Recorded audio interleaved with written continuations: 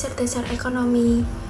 Nama saya Lulu Amufidah dengan NIM 04 kelas A1 MBR. Kali ini saya akan menerangkan tentang pemikiran ekonomi klasik menurut Ibnu Khaldun, Al-Mawardi, dan Asy-Syaitibi. Konsep dasar ekonomi klasik menurut Ibnu Khaldun.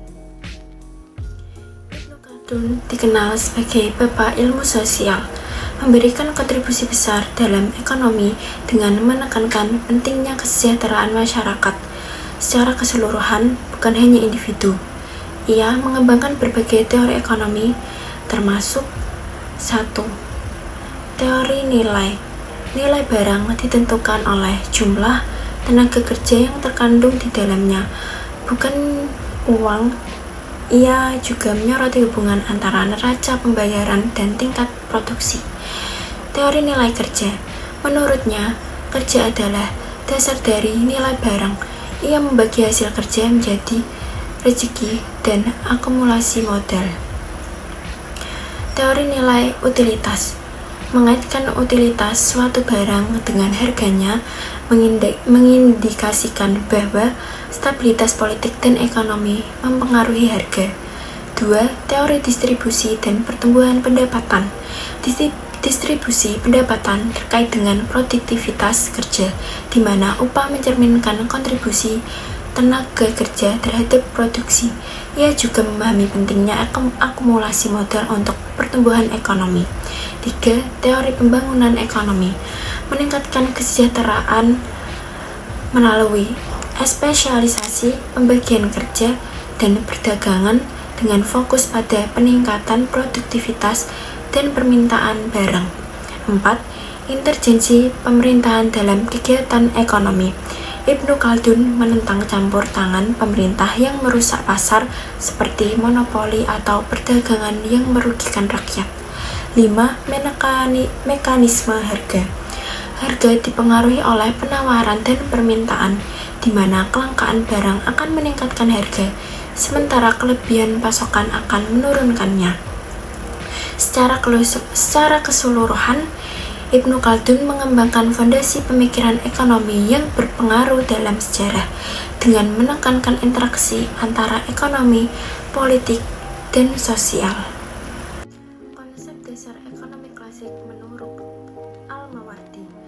Al-Mawardi adalah seorang pemikir ekonomi Islam klasik yang menguraikan pemikirannya melalui karya-karya utama seperti Kitab Adab Ad-Dunya wa Ad-Din, Kitab Al-Hawi, Kitab Al-Hakam As-Sultaniyah. Pemikiran ekonominya banyak berkaitan dengan peran negara dalam mengatur ekonomi, mengelola keuangan negara, serta kebijakan fiskal yang adil. 1. Negara dan aktivitas ekonomi. Al-Mawardi menekankan bahwa negara memiliki tanggung jawab moral dan ekonomi dalam menjaga kesejahteraan masyarakat. Negara harus menyediakan infrastruktur dan layanan publik yang mendukung, seperti air dan keamanan yang tidak bisa disediakan individu. Untuk itu, negara dapat memanfaatkan dana dari Baitul Mal atau mengenakan pajak tambahan.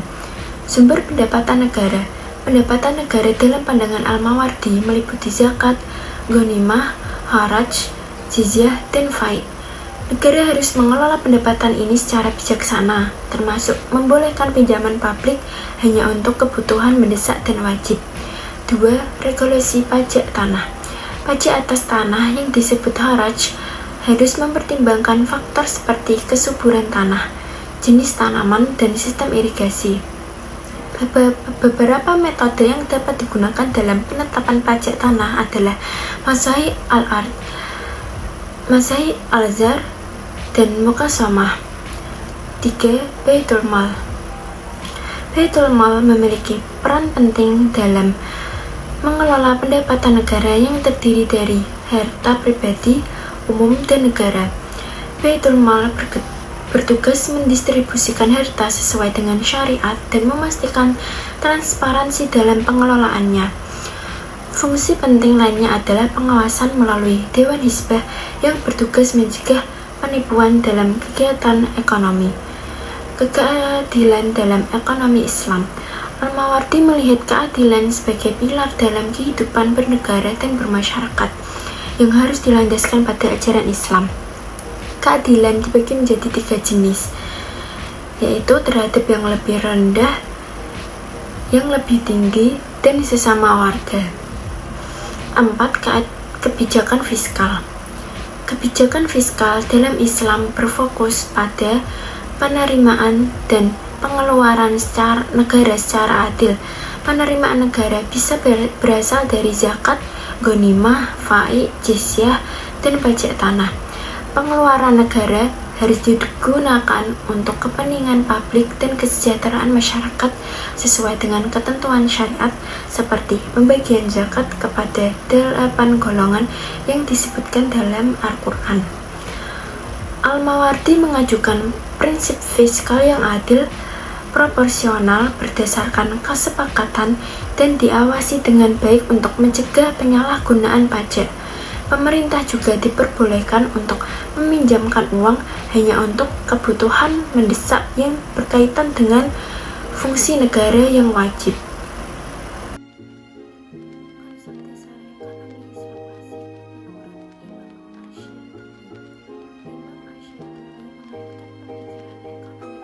Dengan konsep Maqasid al-Syariah atau tujuan syariah yang berfokus pada kepemilikan harta, pajak, produksi, distribusi, dan konsumsi.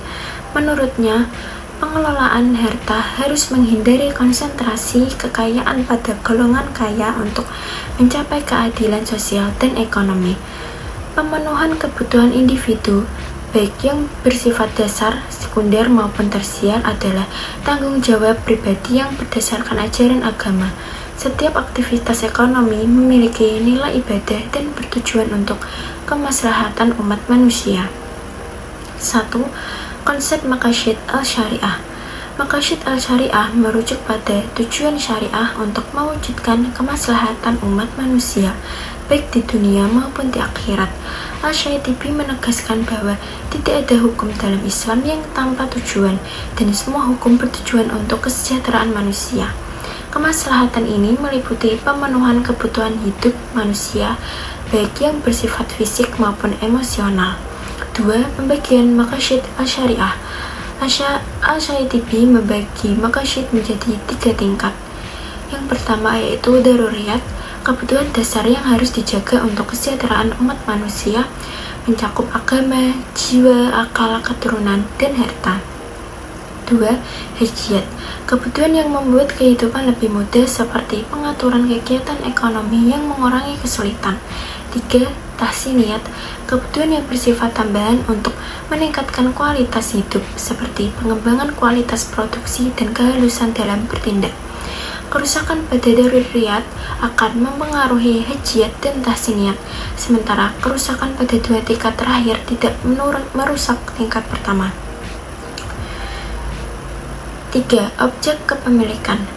Al-Syatibi mengaku hak milik individu, tetapi menolak kepemilikan atas sumber daya yang penting untuk kehidupan masyarakat, seperti air yang tidak dapat dimiliki oleh individu. Ia membedakan antara air yang dapat dan tidak dapat dimiliki. 4. Pajak harus dipungut untuk kepentingan umum atau maslahah, dan negara memiliki kewenangan untuk mengenakan pajak baru. Jika diperlukan, negara dapat menentukan jenis dan tarif pajak yang sesuai dengan kondisi sosial ekonomi masyarakat. Pajak adalah instrumen negara untuk memastikan kemaslahatan rakyat. Imam Al-Syatibi menekankan pentingnya menjaga keadilan dan kepentingan umum dalam setiap kebijakan ekonomi, seperti memastikan bahwa semua tindakan ekonomi sesuai dengan prinsip Maqasid al-Syariah demi kesejahteraan umat manusia.